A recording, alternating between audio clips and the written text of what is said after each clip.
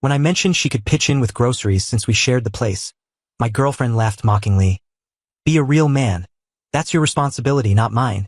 I simply agreed with a nod. A week passed, and she returned to find the fridge secured shut and shelves completely bare. All right, I need to jot this down somewhere because my friends are tired of the retelling. Yet they're the ones pushing me to share it online. Everything exploded over a missing dozen eggs, or more accurately, their absence. My former girlfriend, Valerie, and I had cohabited in my condo for just over 12 months. The setup seemed clear-cut, or so I believed. I run a modest yet thriving building firm. My days are long and demanding, but the income is solid. Valerie worked as a self-employed visual artist, which basically meant she owned a computer, carried lingering student debt from design school, and strongly disliked any fixed workday. Upon moving in, we discussed terms. I explained I'd gladly handle the financial load, paying rent, bills, vehicle loans. That's my nature. A guy looks after his household. In exchange, all I requested was that she oversee the home front, maintain tidiness, ensure meals were available, essentially act as a true teammate. She consented. She claimed to adore the concept of a contemporary yet classic partnership. The issue was Valerie's take on contemporary classic was strictly unidirectional. She embraced being an independent, empowered lady who refused male constraints, unless it involved his bank account. Her go-to subject was systemic oppression and how it trapped females in household drudgery, often raised while lounging on the sofa browsing social feeds as I prepared supper after a 12-hour shift. She wielded equality arguments as a barrier against any duties, all while demanding I embody the ultimate old-school breadwinner. The double standard was palpable, like a dense fog. I tolerated it far beyond reason. Why? Because initially she differed. She appeared motivated, witty, and self-sufficient. The demanding, idle version emerged gradually, like a structure shifting unevenly. I convinced myself the original Valerie lingered beneath. I was mistaken. The tipping point arrived on a Thursday. I returned from a worksite, grimy and drained, anticipating a warm dinner. I checked the refrigerator. It was desolate. A nearly spent ketchup bottle, one wilted lemon, and almond milk with mere drops remaining. Shelves mirrored the emptiness, featuring crumpled chips and a couple of bean tins. Valerie lounged in the den, focused on her supposed inspired venture, which resembled browsing e-commerce. Hi, I said, masking my fatigue. The house lacks any edibles. She barely glanced up from her screen. Yes, I planned to shop, but I entered a deep creative zone. You understand? No, I don't, I replied, my stored patience finally cracking. I know I sent the shopping funds to your account Monday, as always. It's Thursday, and nothing's here to consume. I've logged 70 hours this week, Val. The single request I have is returning to a prepared meal. She at last met my gaze, her expression dripping with that known condescending pity. Wow, she sneered. I'm not your mid-century spouse. Okay. I pursue my own goals, my own path.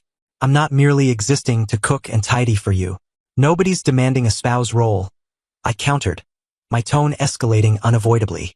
I'm requesting you fulfill our basic agreement. I fund it all. You keep the home operational. It's meant to be collaborative. And then she uttered it. The phrase that collapsed the flawed foundation. She rose, palms on her waist, glaring with raw scorn. Oh, apologies. Is supporting your girlfriend beyond your capacity? Act like a man, David. That's your duty, not mine. Silence enveloped everything. All the chatter, justifications, endless debates from the prior year halted. She had voiced the unspoken truth. She viewed me not as an equal, but as a utility. A mobile bank machine meant to finance her existence while she schooled me on my outdated duties. I refrained from shouting. No debate. I simply regarded her, this unfamiliar figure in my den, and a deep tranquility washed over me. I nodded. You're correct, I stated, my tone unnaturally steady. My error. I pivoted, entered the bedroom, and shut the door, leaving her there, arrogant and victorious. She believed she'd prevailed. She assumed she'd reminded me of my role. She was unaware I was preparing to impart a prolonged, thorough, and costly tutorial on the real definition of duty. Update 1. The following day, I skipped work. I informed Valerie I headed to a project across the state and would return late. She hardly acknowledged, immersed in her digital realm. Sure, enjoy, she muttered. My initial destination wasn't a project. It was a home improvement shop. I purchased a robust keyed latch and hinge for the refrigerator. I acquired fresh keyed locking handles for each cabinet and storage door in the cooking area. The The total came to around $200. It ranked among my wisest investments. My next halt was the supermarket. I embarked on an epic buying expedition akin to film scenes. I selected premium ribeye cuts, fresh-caught salmon, organic produce, artisanal cheeses, specialty brews, a bottle of aged 25-year scotch reserved for milestones. I loaded 2 carts to the brim. The bill exceeded $1,000 for top-tier provisions. At the condo, I began installation. It required under 60 minutes to fit the new fittings. The fridge featured a sturdy metal hinge bolted in place with a solid padlock fastening the doors. Every cabinet, from dishware holders to the dry goods storage, now boasted gleaming new locks. Only I possessed the keys. Then I stored the purchases. I filled the fridge and shelves until overflowing. The cooking space resembled a luxury grocer, a haven of exquisite, tempting, and utterly unreachable meals. Once finished, I settled at the cooking table and composed a file. It was a financial plan, a precise breakdown of all costs in our joint existence. The lease, power, auto financing, coverage, food, her media subscriptions. At the base, I listed the total monthly expense for the routine she assumed. Beside it, her input. Nothing. I placed the plan on the cooking table, pocketed my fresh keys, and departed. I passed the remainder of the day at my workshop, accomplishing actual tasks, sensing unburdened and sharper than in ages. I arrived home near 8 that evening. The apartment scene matched my predictions. Valerie stood centrally in the cooking area, her expression pure wrath, flanked by her 2 closest allies, equally self-absorbed and unhelpful women named Qley and Jessica, who gawked at the secured shelves in stunned horror. "What is this?" Valerie yelled upon my entry. "What have you done to my cooking space?" "My cooking space," I rectified, calmly placing my tool bag down, "and I've merely protected my property." "You attached a padlock to the refrigerator," she wailed, her pitch reaching inhuman levels. "This is madness, this is controlling." I approached the cooking table and lifted the plan I'd left. "This," I said, displaying it, "is a financial outline. It details the household operation costs. And this," I indicated the secured shelves, "is what the payer enjoys." I retrieved my keys, opened the storage, and removed pasta and premium tomato sauce. I unlocked the fridge and grabbed ground beef. "But what do I eat?" she demanded, her tone blending fury and real bewildered fear. I eyed her, then her allies, who stared as if I'd sprouted another limb. I offered a courteous, vacant grin. "Yesterday, you provided a crystal-clear role outline. I told Valerie, you stated my duty as a man is to provide. You're accurate, providing is my role, so I've supplied this for myself. Your role, as a capable, self-reliant, contemporary lady, uninterested in mid-century duties, is to sustain yourself. So begin."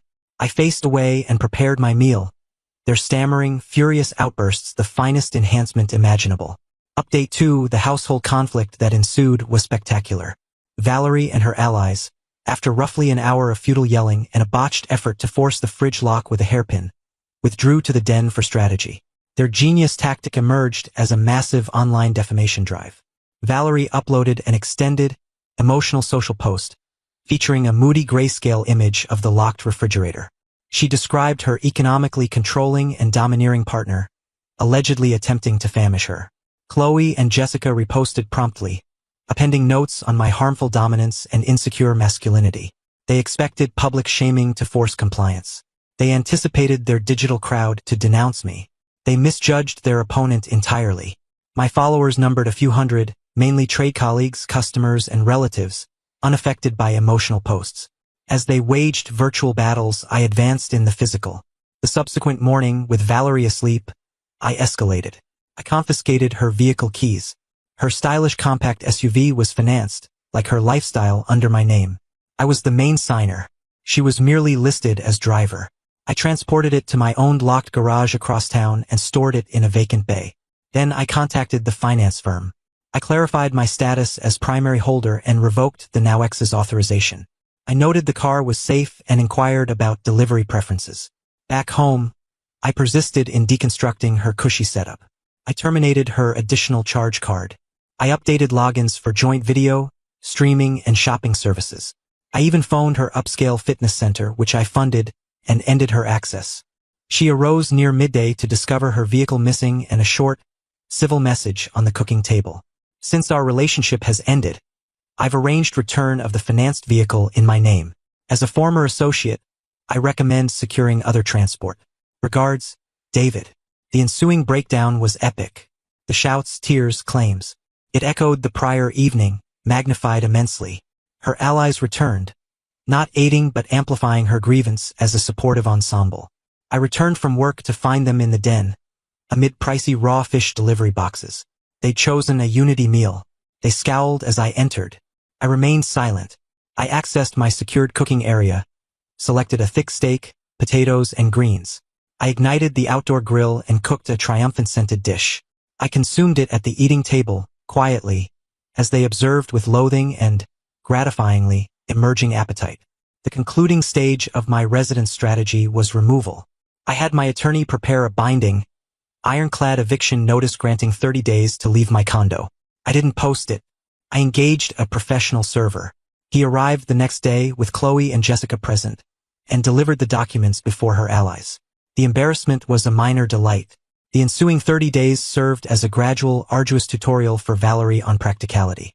She lacked transport, funds, and soon shelter. Her allies, eager for online fury, grew unavailable for actual aid. Qley cited pet allergies. Jessica claimed limited space. Her folks, with whom ties were tense, were final option.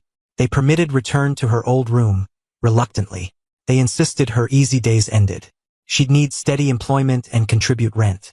Final update, it's been 12 months. I'm in my condo's den. A now serene, orderly, solely mine domain. Wall decor is my selection. Fridge contents are my purchases. It's tranquil.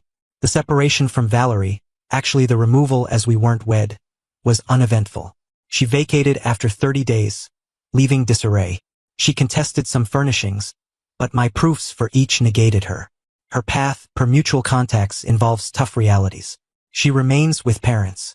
She liquidated luxury attire and accessories for a deposit on her own. Far modest unit, shared with 2 others. She serves coffee at a cafe, a role she loathes. Her artistic visions are paused, indefinitely, by bill obligations. Her online profile has faded. The chic, effortless persona yielded to a sour woman sharing indirect jabs at disloyalty and harmful males. Her followers, missing lifestyle inspiration, departed. I encountered her once, months back, at a eatery with associates. She was serving. Upon spotting me, she blanched. She spoke to her supervisor and vanished backstage, replaced by another. My associates remained oblivious. My retribution wasn't a dramatic peak. It was deliberate, systematic, and pragmatically harsh. I avoided outbursts. I honored her words. She sought modern independence. I eliminated barriers, specifically my full monetary and effective backing, blocking her progress. She demanded I act manly? I did. I sustained myself, safeguarded belongings, and fortified my space. I merely excluded her from that space, and that evidently teaches accountability no ideology can match.